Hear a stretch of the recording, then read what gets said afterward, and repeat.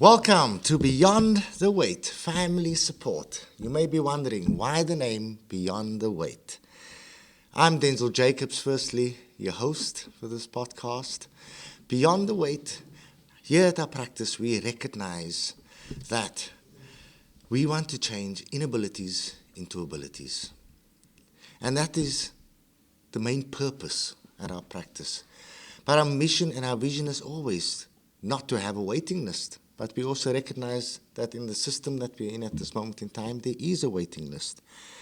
But we also recognize, even though there's a waiting list and a negative connotation to it, it doesn't have to be a waiting list on which you're passive. There's so much that you can do to bring along progress for your individual and your family and your wider community, even while you're biding your time on a waiting list. And this is why this podcast has been established. Tonight, we have a wonderful couple with us, a very, very special couple to me with us. They'll be sharing their journey living with a neurological condition, specifically autism. And I thank them now already for being willing to open up their hearts and souls to us. And yeah, I am absolutely certain and truly inspired by their story. I know their story, and they're about to share the story with us. A real story. It's not a made-up story, a real-life story. So, without further ado, we just want to capture all the essential points and learn from this couple tonight, learn from their family's journey, taking what we can that can help us all make our journey, our health journeys, a much less stressful one, hopefully, into the future, and also just avoid any unnecessary cost, so to say, and unnecessary stresses in life. So yeah, without further ado, they're going to share a brief history of themselves in a few moments with us, and then we're going to answer a couple of questions, and please God, you'll be able to take it all in and learn. Okay, so heartily welcome again, guys. Thanks, Denzel. All right, Denzel. Thank you for everything. Thanks for being here. And so please share with us a brief history of your family. Well, I suppose what's to say. My name is Ciaran and this is Denise, and we've been married for 20 years. We have 2 children, Alex and Harry. Mm-hmm. I'm a secondary school principal, and Denise is the office manager of a landscape architect. And I suppose we're here to talk to you this evening because our second son, Harry, he was diagnosed in July 2013 with autism, and that's the journey that we're currently on at the moment and have been since about 12 months before that. Very good. Very good. Very good. Thank you for that. So, as you said, we are here to chat about probably more about Harry and Harry's journey. Oh, yeah. So can you share with us the initial signs and symptoms that brought you to the point where you had to say to yourself as a couple, we need to find some help for our son? Yeah, it was quite easy really, because Alex is 15 now, but there's 19 months between Alex and Harry, so we were kind of comparing Harry to Alex, and Alex was running around and chatting and talking and involved in everything kind of from 12, 13, 14 months, and Harry really wasn't, and he'd hit all his other milestones, like he'd hit all his crawling and his walking and everything. He was on target for everything else. But Harry's nonverbal, and he's nonverbal now, and he was nonverbal back then. So we knew he wasn't saying mama, dada, the different words. We also realised that, people came into the house, into the room. He didn't look around. He wasn't interested to see who was coming in, whereas Alex had been running over to see who was there and to say hello. He never looked up at an aeroplane, in the summertime. That was a big thing. It's like, look at the aeroplane, and he'd never look up. He does now, which is magnificent. Yep. And actually, when he does, it actually makes me really happy. Wow. People think I'm mad, but it's true. But he was doing kind of funny things. He was he'd repetitive behaviour in the creche. Yeah. He would turn on and off the lights in the creche. Yeah. He would climb up and down on the chairs in the creche. He didn't play with any of the children in the creche. That was quite young, and he didn't do that kind of behaviour at home. He didn't do any of the repetitive behaviour at home. Okay. So I think it was kind of, there's a few little things along the way. He was lining his animals up. He was categorising his animals from a very young age, farm animals, zoo animals, cars the colours and the kind of cars and, different things. So Great. a few little alarm bells were starting to ring. So Okay, so just to get clarity on those, so you're having different signs and symptoms in different environments. At home, you were seeing certain behaviors or certain lack of behaviors, if you want to put it for a better word. And then at school, he was doing other repetitive behaviors. In the crash. He was very small. This was when he was about 12, 13, 14 months. And he was smiley and he was engaged and he was happy and he was funny and, you'd have a tickle him and he'd, laugh and all those kind of things. So autism wasn't initially on my mind because I had an idea that autism was somebody that didn't want to be hugged, didn't want to be, in part of the family, all this kind of stuff. So that real stereotypical idea of what autism was. But I knew there was something not right. So we went to the GP and the GP said, no, he's young, he's a boy, he's not, he's not going to talk, whatever. Okay. He'll be take his time, don't be worrying. Went back again around 15, 16 months. And I think to shut me up, she sent me to a neurologist just to kind of say, look, put your mind at ease. We went to a neurologist in Crumlin Hospital and she said, no, he definitely doesn't have autism, but he probably has a global developmental delay.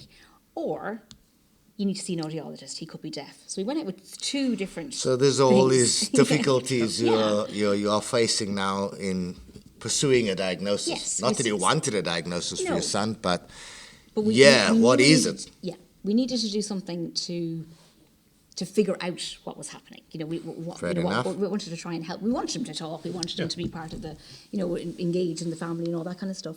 So I should probably mention at this point, we're not the kind of people who put our heads in the sand. no, Yeah. And we're not, if something has to be done, we'll be pragmatic about it and we'll go and do it. Yes. So it was enough there that it wasn't just his personality, it wasn't just a quirk.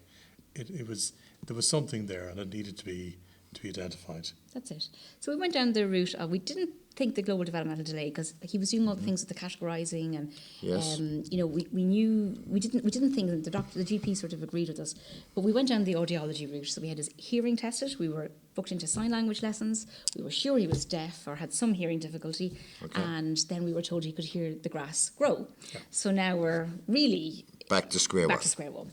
So this was around age 2. So we decided at that stage, the audiologist sort of suggested grommets and speech therapy. So that's what we did. We fitted grommets on just after his second birthday, and we started speech therapy at age 2.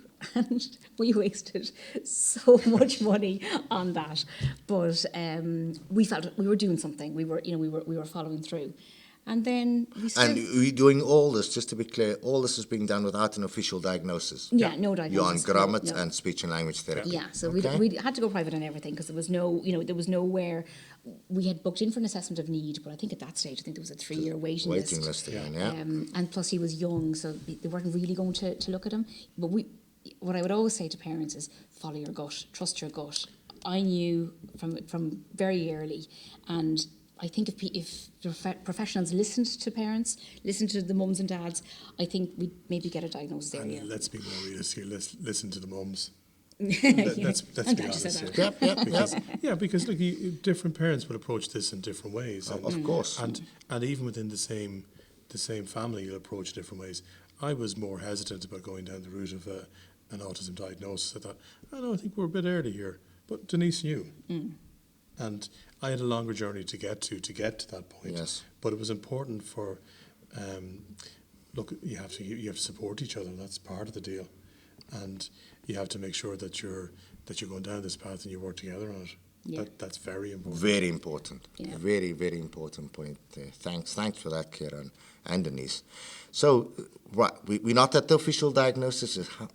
How and when? When did we get the official diagnosis? How did you get there? July 2013, we got the official diagnosis.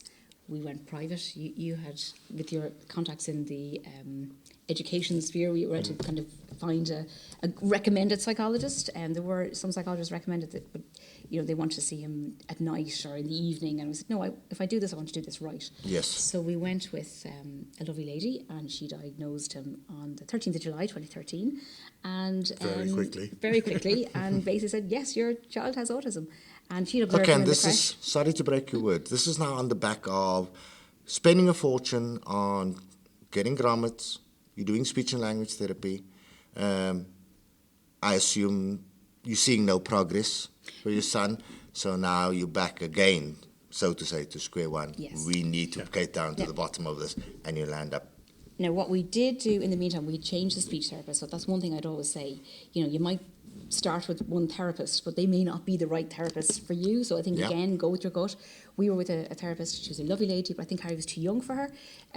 So we shopped around, and we actually ended up going to another speech therapist where there was an occupational therapy side to the business. Sure. The speech therapist, after a few sessions, recommended that we start with occupational therapy. I thought they were trying to upsell me. I was like, what do I need occupational therapy for? OT was for older people or for people with physical disabilities, maybe after a stroke or whatever. So I said, look, we'll give it a go. We'll go with it. And it was amazing. You could just see Harry was way more regulated after the OT sessions. So we're doing a half hour of OT and a half hour of speech therapy in this with these therapists. And we kept that up the whole way through. We kept the OT up until we got the diagnosis.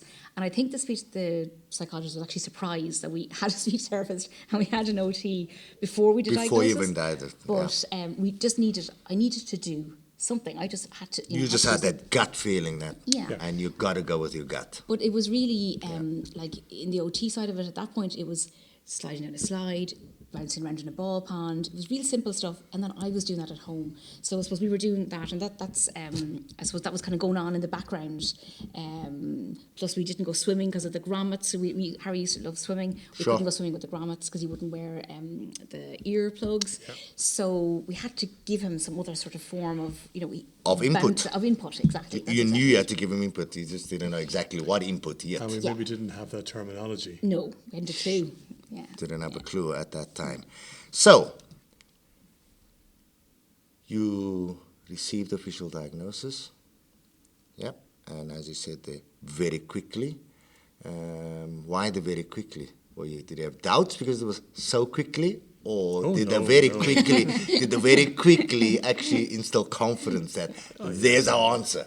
Yeah, we picked well. We picked a good clinical psychologist, and she did a thorough examination, a thorough evaluation of Harry, and very quickly told us, he's on the spectrum. Autism. What you thought was the case is the case, and was very matter of fact about it, which is what we needed. And offered it. Okay, well, this is your diagnosis now. What are you going to do next? No. Yeah. And that's my question. How did you feel at that moment? Well, it wasn't easy. That's the reality. Not. And you were far better about it because you were ready. Yeah. As I said before, I wasn't. I had a longer journey to get there. Sure. And I suppose you have to process that, and you have to accept that the kind of expectation that you had, or the assumption that you had for your son, isn't what's going to be. Sure. And you have to come to terms with that. But you do, because what's the alternative? Yeah. Whereas when the psychologist gave us the diagnosis, I actually did a little clap. I remember thinking it was such a mad thing to do. Yeah. I was so relieved. I was so relieved. Now, yes, Harry had a diagnosis, and now we had a plan. So with the help of the psychologist, I had this mad idea that I was going to get a dog, and we were going to get a home tutor, and Harry was going to be tutored at home and have a wonderful life at home with his mummy. And she basically looked at me and told me I was mad, and he needed to go into a social environment. Yep. He needed an autism preschool. He was just coming up to his 3rd birthday, and she recommended some autism preschools. And as it happened, there was one out the road from us. We live in Naas. There's one out in Punchestown, and absolutely brilliant. The next day I was ringing them, after I didn't do anything that day, but the next day I was ringing their head office to say, look, I need to get this child on the waiting list. Yep. So now we had a plan, But that's an important point. Sorry to break your word there. Yeah. I just want to touch on that point. Mommy, you had your plan. and you were told your plan is Rubbish. is wrong. Yeah. How did that make you feel? And what you obviously must have trusted this professional so much that you were willing to change your plan. Well, she put it right. Like, I suppose when we had that plan, it was to protect him from the world and kind of Sure. like wrap him in cotton wool and make sure that he was looked after. But then the way she put it was, well, how's that going to help him in his life? Correct. He has to be exposed to the world. He has to be able to interact with the world, and he has to build the skills and the abilities to deal with the world and the world around him. And we thought, well, okay, that makes sense. And as I said it earlier on, we're very pragmatic people. It's a question of, okay, that makes sense. Now, look, one of the hardest things in the world is to change somebody's mind. Of course it is. Of course.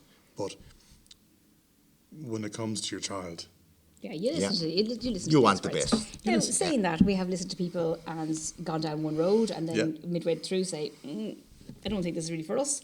We're gonna change our attack on that. Sure. You know, I really pursued the speech therapy for a long time, and then kind of around age 4-ish, kind of 4.5, I was saying, this is actually mad. I'm just paying money every week for this, and we're not actually doing anything. Now, what I will say is I sat in on the sessions, mostly sat in on the sessions, if I was allowed into the sessions, and what was happening in the sessions, I was doing at home. Employing at home. But really, for us, very important. and if you do get the chance to sit in, I really, even in every second session or whatever, I really think that's great. And same with OT, like I would sit in on the sessions with Harry when, you know, obviously you do. I've been working with Harry now for almost 10 years. So we left the OT that we were working with and the speech therapist, and then we came across you through the preschool that Harry was in, and that's how our friendship, I Our suppose, relationship came. started. Yeah. But no, I think if you go down a road and it's not working, there's no shame in saying. Don't be afraid. Yeah, you know, turn change. around or to change a therapist or whatever. There's no problem with any of that. But no, it was good, and the preschool was absolutely fantastic, and we did have an option to. Now, they're all under the Department of Education now, but back they weren't 10 years ago, and we were given an option to go to a new preschool as part of a mainstream school. Okay. And my coaches told me again, go with the experts, go with what they knew. So we had to fight for that place then, because they were trying to fill the other school. There was a waiting list for the school that we were trying to get Harry into. Yeah. So we had a bit of a fight on our hands with that. But again, you know, I think you have to pick up the phone, you have to ring the CNO or ring whoever's making the decision. We did that.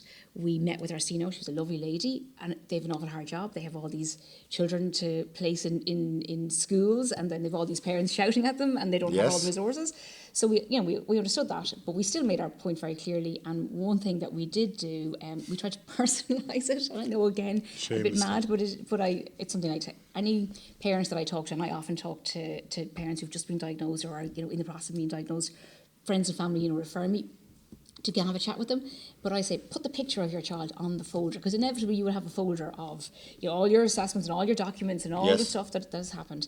And we put a beautiful, cute little picture of Harry. And when we were being told, no, you're not going to go to this preschool, you're going to the other preschool, we were able to turn the picture and say, this is the child that you're saying no to. Are you going to be able to tell me that this child can talk in 6 months' time, or maybe we have a better option to send him to the one that we want him to go to? So we kind of fought along that for that. And again, you have to use, you know, we're lucky because both of us are happy to make our point, and we're happy to, you know, keep ringing somebody. I don't mind making a nuisance of myself. Yes. Whereas I do feel sorry for quieter people, or people who maybe don't have the confidence. And I would say, have the confidence, go for it. It's your child. That's your child. And that is what I say to everybody. You know, if you have to ring, I mean, I rang the Mid-Kildare NDT. That was just starting up. That was in the process of all the network disability teams that are out there now. That was just in the process of being started up. I rang them, I'd say, every week at the same time, and I hounded the same woman. And eventually we got on a waiting list for a waiting list. And I had great expectations for that, thinking we'd get speech therapy, we'd get occupational therapy. Yeah. But instead we got courses and things like that. And actually, at the time I was like, this is ridiculous, this is no good to me. But they're good, they did benefit me. So I would say to people, do the courses. So there's, you know, there's Hannah and there's Early Bird, there's a load of different courses. There's speakers in the library. I did everything. I immersed myself. I gave up work. Yes. And that was the first thing. I couldn't go to work and leave Harry not in. I just couldn't do it. We made a sacrifice. Immersed yourself fully into the whole process. Yeah. And if, you know, I know some people can do it, some people can't. We were lucky at that time that we were just in that position to do. We cut our cloths to meet our measure, or whatever the expression is. Yep. And I literally became Harry's project manager, and we just did everything Wonderful. with him. So that was the... So, yeah, just on that point, I want to encourage everybody. This is exactly why, on the point that you made about the courses that you got at the time and how important those courses was and how it helped in the process. This is why we are doing this, especially for families that are new to the diagnosis. We're having the podcast so you can learn from others' real-life experiences and not have to maybe fall into the same mistakes. But more importantly, there will be follow-on workshops and courses run by myself and the rest of the team and other therapists as well to help you while you're biding your time in the waiting list, but to be able to engage in that interventions to bring process already. Yeah. Okay? There's so many things you can employ at home already, or encourage school staff to start getting them involved in already, that can bring progress for your child, your adolescent, your adult. Do you agree? Yeah, absolutely, 100%. Yeah. While you're on the waiting list of a waiting list, as you said. And to be honest with you, I think back, 10 years ago when Harry was diagnosed, there was Autism Ireland. That was kind of in the process of kind of closing down. There was no real understanding about autism. I still had this real black and white, and my family members, my extended family, we had a family wedding, and we were trying to say, there's nothing wrong with him, he just has autism, and we were saying, looking back now, very silly things, and we should have been, very proud of Harry, and he's amazing, look at all the things he can do. But what I would say is do the courses. So I have to plug Middletown Centre for Autism because they are an absolutely amazing organisation. They do courses all around the country. At the time, they were mainly based in the north, but now they do courses all over the country, and they do a 6-week introduction to autism. Autism, yeah. And it covers, and that's where I really learned everything, like behavioural processes, sensory processing, communication, something as simple as making a social story, or the importance of visuals. So we did that. I did any course that came up with the Network Disability team. When I got into the Network Disability team, I did that. And the library talks, we went to talks from speech therapists, occupational therapists, they're all free. They are literally, and they're brilliant things to do. Look, knowledge is power. That's it.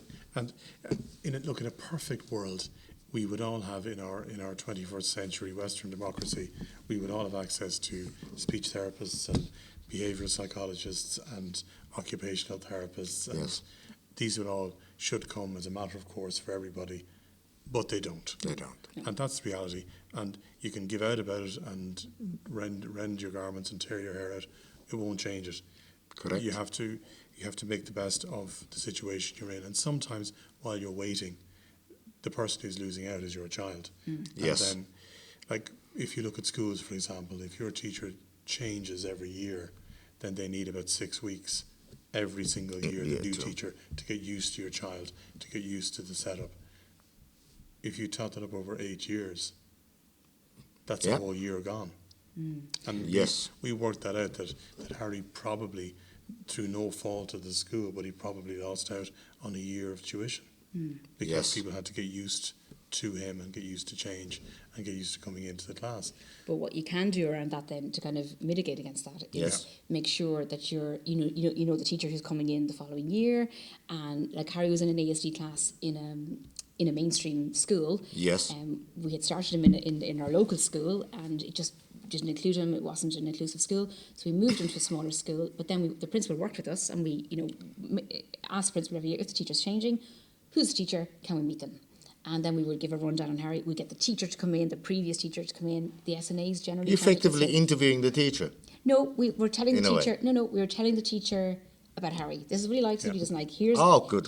So you can have your school passport and everything, but we were very much, look. So you're ready to hit the ground running, and we always said to them, if you give him an inch, he'll take a mile. That was really where I was coming from. If you start something today with him, he will want you to do that in 6 months' time, and that's something. I'm just trying to think of things, for the podcast. I'm trying to think of things that I always say to mums, generally mums, when they ring me, and I say, look, whatever you do. No, this is cool. I'm learning, just to be clear, from our side here. So you're doing this to get rid of that 6 week getting you to... Yeah. You were getting the teacher to know your child by you sharing every detail about your child. And some people, Wonderful. And some people don't want to do that. They don't want to be the pushy parent, or they don't want to be You have to be. You have to be. You have to And be. we were never Like pushy. that. We just said, Love you know, that. who's the teacher? Here we go.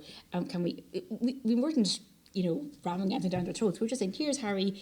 And there was continuity in the classroom in the sense that there was, you know, every child had their likes or dislikes. Harry loves hugs. Harry loves technology. You know, Harry will drive you mad with technology. And that was pretty much what we were saying to the teacher. Look, if you put YouTube on at 9 o'clock on Monday morning, he's going to want YouTube on 9 o'clock on Tuesday morning and Wednesday morning. Take note. So, yeah, so it was really that kind of stuff. And then how to, you know, and we had a great relationship with the school. Yeah. Great relationship with the teachers, with we'd an IEP, and then we'd often have, you know, an email back in, or, you know, it was very... IEP being individual education plan. Yes, sorry. No worries. But that, it's just to have that communication. And some parents don't want that. That's absolutely fine. But I would just say for the child to get the most out of school. And then you were saying about things you can do in the background. Like we would do, I mentioned the ball pit in OT. Yes. We got a small little ball pit, a little baby ball pit in Smith's. I think it was 20 quid. Put extra balls into it. Now we had a ball pit. We had a paddling pool. We still have a paddling pool. He's 13 and we still have a pool, a big pool in the back garden. It comes out in May. It goes back into the shed in October. And the neighbours think we're completely mad because he's in a pool of water and he's splashing around at 7 o'clock in the morning. This is great. But he's happy. We got a hammock, a lovely present of a hammock. Swing. Best present ever. And it's out in the back garden, and that goes up, and I love it, and Harry loves it, and everybody uses the hammock. It's fantastic. I am so glad, sorry to work your word again, I'm so glad you bring this back up because I almost felt we missed it earlier. The importance of continuity of therapy. Whether you're getting a half an hour, 45 minutes, or an hour per week session from your professional occupational therapist. Most of the progress is made when there's continuity, meaning you are carrying it out at home. And this is exactly what Denise is explaining to us now. Investing into that bits and pieces and carrying out what you've learned in therapy sessions, what you've learned on courses. Yeah, that continuity is vital. And although, yes, we would make Harry do some of his exercises, we'd say he needs to do this week, and we would do that. Like the hammock and stuff, he just naturally run out there in the hammock. You know, Correct. the trampoline. The school had a trampoline. You know, we were trying to say, look, what can we do? Can we do a bit of fundraising? Can we get whatever, you know, what piece of equipment do you need that will help our child and the other 6 kids in the class? You had suggested a treadmill to us, that a treadmill would be good. So we, over COVID, got that. And I was going to run it, but I don't do too much running on the treadmill. But it's great. Harry will, you know, sit up in it, or run up in it, and he'll run. And he doesn't like to go for a walk, but he will get on the treadmill, and he'll watch a DVD, or watch, you know, some of a DVD. So we did that. Perfect. And then we fundraised with a couple of other families, and we got a treadmill put into school, and that has been brilliant. And he's in secondary school now. He's in first year, and he's a treadmill in secondary school as well. So he comes in the morning and he runs on that for a few minutes, and if he's a bit frustrated during the day, he comes and he runs on that. Look, I'm not saying to parents to go out and get a treadmill, but you can go and get a ball pond, the small little bouncing castles. There's a load of those little things. Yes. And if we're talking about people who are being diagnosed, you know, young, you know, 4, 5, 6, they're small. I mean, Harry on the big bounce castle now won't work. It won't bounce because he's a 13-year-old. Yes. But when he was small, he got so much fun out of that. So they're all really simple things. The playground, we spend more time in the playground, you know, pushing Harry on the swings, and you know, the swings with the bar across, and squeezing him in there and swinging him on that. Down the slide, we actually ended up doing a law course then, because he was pushing kids off the slide to get to the top of the slide, so we had to learn, you know, wait and, you know, stop and different things. And to this day, he still uses those from a very young age. Yes. You know, he was doing that. So it's just the things you can do at home, the most simple, practical things will make such a big difference to the child. And whoever knows me, whoever's listened to my lectures or talks or presentations, what Denise is describing there, to put it in 3 simple words, movement is key. Movement is absolutely key. Swinging, rocking, bouncing, those things are absolutely key for development, brain development all around, neurological development all around. So now, thank you for that. But I wouldn't have known that I was helping Harry by bringing him to the playground. So Sure.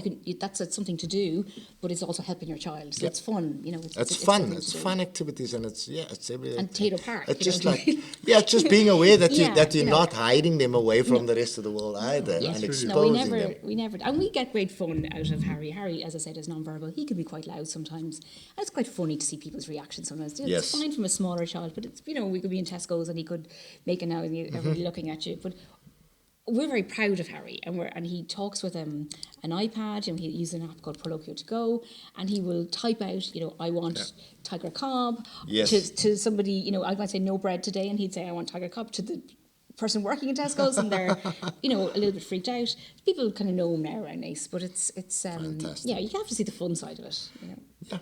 But We're not going to get to know him. We're not exposing him. But that's it. Like Denise mentioned Taylor Park. Like we go to Taylor Park, and it's a very specific thing we do. Yeah, A Suits me. family. and we skip the queues. But it suits me down to ground because I know we're going to do 6 things. Okay. And we're going to go and we're going to skip the queue and we're going to do these 6 things. And then at the end of it, when Harry's ready, he'll say, "I want car." Yeah, we go and home. we just go. And you go. Yeah, Brilliant. yeah. Brilliant. So I think you've touched on what I was going to ask, just to give us a brief oversight of how the diagnosis of autism has affected your family dynamics. And I think you've covered quite a lot of it already. Well, we have mentioned Alex, and Yes. he was described when we first got the diagnosis. I remember the psychologist said, "He's your secret weapon." Like a silver bullet, I think she A called silver it. bullet, Yeah, that's yeah, it, yeah. silver bullet. And he has been. He's great with him. And And he's a typical big brother. He gives out to him and, Yeah. doesn't let him come in his room and whatever else. But he's very kind to him and he's very proud of him. But it has affected our family dynamic. Of course it has. Alex is 15 this week. Harry's 13. We should be going off doing 15 and 13-year-old things. We do a lot of things with Harry, but he's not going to sit and watch a rugby match in the Aviva Stadium. And that's something that we're, That you begin to as a building family. towards. Yes. Yet. Yet. But we thought we'd never sit in the cinema for a movie, and we worked on that, and we did little, there's everything. I think you can achieve everything with just a bit of patience. I think patience is the key. Correct. So we had problems with hair cutting nails, the dentist, the cinema, and now we worked on all of those things. So And you worked on that through social stories, is it? social stories, going to the same Exposure. same hairdresser. She cut his hair every 6 weeks. She might just take a little trim, and she was great. She was right now. I think I would suggest going to somebody that's able to move quickly. The dentist, we went every kind of 3 to 4 months. Just sat him in the chair and opened his mouth, and now he goes to the dentist. And that hand in hand with therapy, sorry for breaking word, then the end result then is boom. Yeah, he's able. He's able, and you now he goes to a barber. I don't go to the barbers with him anymore. He heads off with Ciaran and Alex, and they get their hair cut, and it's that's a normal thing. I never thought we'd do that normal thing. Wow. So I think the crystal ball would be lovely. If I had a crystal ball when he was screaming on the floor, in getting his hair cut when he was about 2, if I knew then that he'd just be marching into the barbers and going to... And that inability suddenly becomes an ability. Yeah. Now we do bribe him. Everything is, first hair, then McDonald's, or it was first dentist, then McDonald's. Nothing So in there's- life for free, yeah? Yeah. So that's kind of stuck. So those things still But then happen. you get moments where it all makes sense. Yeah. And we brought Harry for a haircut one day, and he sat, the barber cut his hair, and then he sat there, he wouldn't get out of the chair, and was, what's wrong? Yes. He wanted more off. Oh, And, first of all, not only had he tolerated the haircut and was perfectly well behaved doing it, he had self-awareness. He wanted more, More. and he knew how to ask for it, and he asked for it, and he got it. Yeah. Now that was a long Wonderful. journey from where we were before, with those little victories.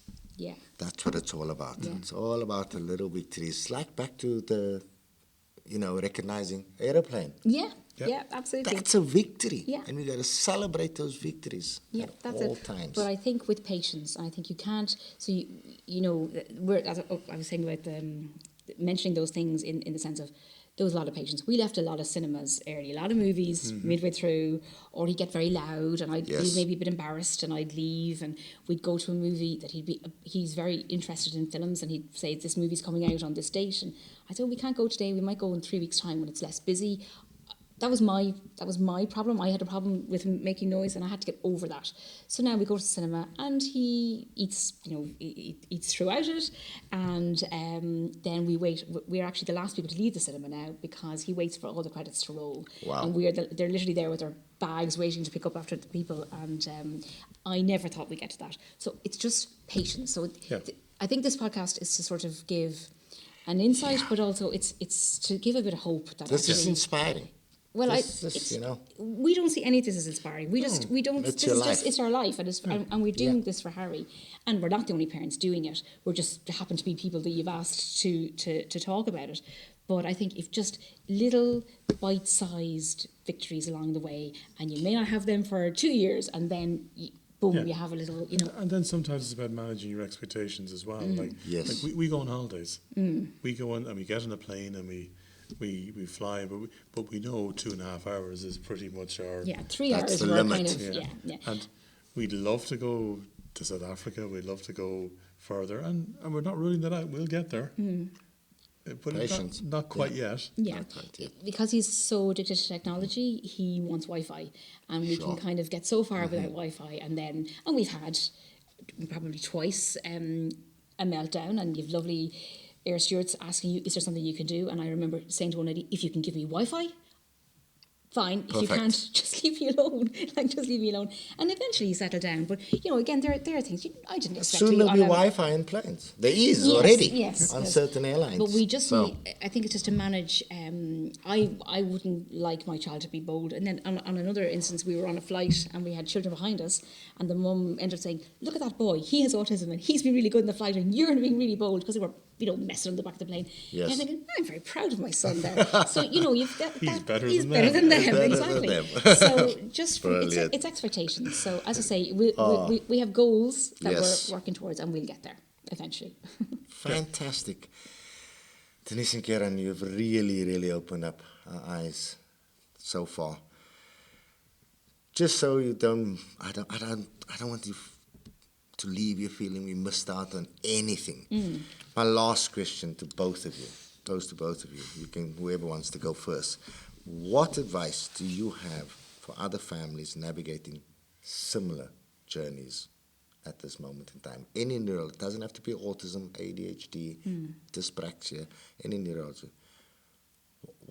Now, what you've learned over the last 13 years, what piece of advice would you want to share with each family that you haven't shared yet? Take your time. Have you something?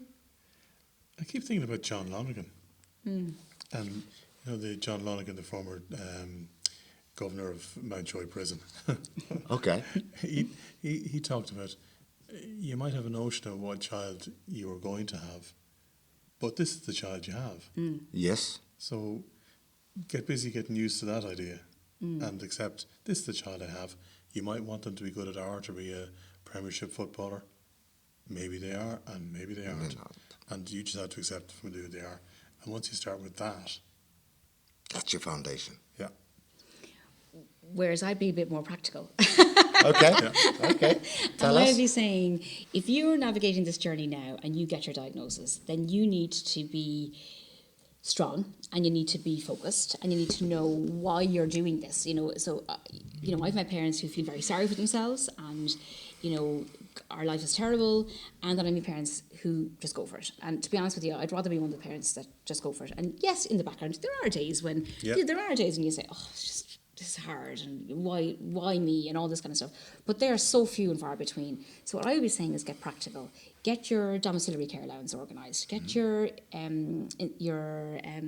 incapacitated child tax credit. Yeah. Get those practical things done and dusted early on, because you will rely on that money to fund your therapies. Because the chances are you're going to go on a waiting list, and I think most children now these days when they're diagnosed, I'm talking now when a child is diagnosed. So if prior to that, trust your gut, keep at it, you'll get the diagnosis. Yes. Once you get the diagnosis, then get on waiting list. Or if you think a diagnosis is coming, get on a waiting list. So you can say, I think I'm going to get a diagnosis of autism in 6 months' time or whatever. Get on the waiting list for the different groups, if that's possible. Groups. Yeah. But get the incapacitated child tax credit. We didn't know anything about that for probably 18 months, I'd say. And when we realised it's only a small tax credit, but it makes a difference. And the domiciliary care, and if you're entitled to carers allowance if you're at home, and that's means test, I think. But if you are, do those practical things, and they're not nice to do. They're very hard, and you're in a very raw emotional state because you've just been told your child has a diagnosis. Sure. So you're saying my child is going to be incapacitated. They're not. It's just the wording. You have to kind of get cold on these things. You have to get emotionally sort of detached. Yes. So I would say do those practical things. And then I would say, tell your family and friends, because your family and friends are actually going to be the people who support you. Great support. You know, we know a lot of people who don't tell their family. That's fine. But I think tell your family, and there's amazing, because you will need, like, we go away for a weekend, Harry stays with my mum. You know, we have my sisters, all, you know, he can go to anybody's house. And it's really good for children to learn. They're going to sleep in another house, or all these other things, or, you know, all things that you teach. That sometimes I think we wrap our children with a diagnosis into a cotton wool and say, no, they're just going to stay there, or we're not going to do anything else with them. So I think that would be the other thing I'd say. Tell your family and friends. And there are groups out there. There are, like, I was just about to bring that point. Support groups, there vital. They are.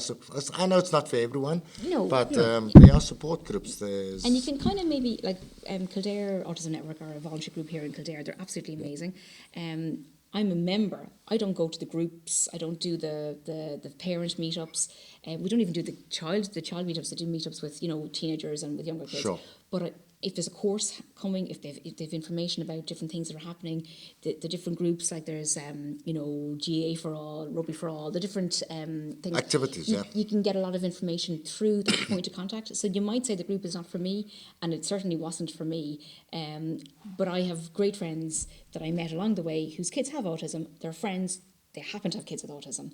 And then I have my friends who don't have kids with autism, and they're equally just they don't care. You know what I mean? It's just so it's just the friendship circle. But the group. I have heard of people who say, my friends don't understand. I don't have any friends anymore, and I think that's really sad. But I think if that's the case, they weren't really your friends in the first place. So you know, I wouldn't worry. I wouldn't spend too much time thinking about them. Go make new friends. That's what I would do. And just be positive, be kind to yourself. You hear that all the time. Just be patient with yourself. Yeah. Powerful. And if you can go to bed and say, I did my best today, that's all you can do. That's all you can do. Yeah, that's really it. Denise. We could talk here all night. Ciaran, we could. But I'm sure you'll agree with me, audience and viewers, that there's much. I've learned loads. And I've been working in this field for 2.5 decades myself at this stage. So thank you. Thank you out of the depths of my heart and soul. Everyone, I encourage you, if you want more of this, please click the subscribe button at the bottom of it. There will be a series of episodes coming up into the future, all to help and support you as families living with neurological conditions. And just communicate with us. Comments at the bottom. Please keep in the back of your mind that this is a real life journey. So keep your comments constructive, please. If there's anything negative that you have to say, try and be nice about it, okay? And we also will respond to your comments, okay? So, just get involved. This community is here. We want to establish a community whereby we all can learn from each other, get empowered together, and help and support one another, to have a maximum quality of life.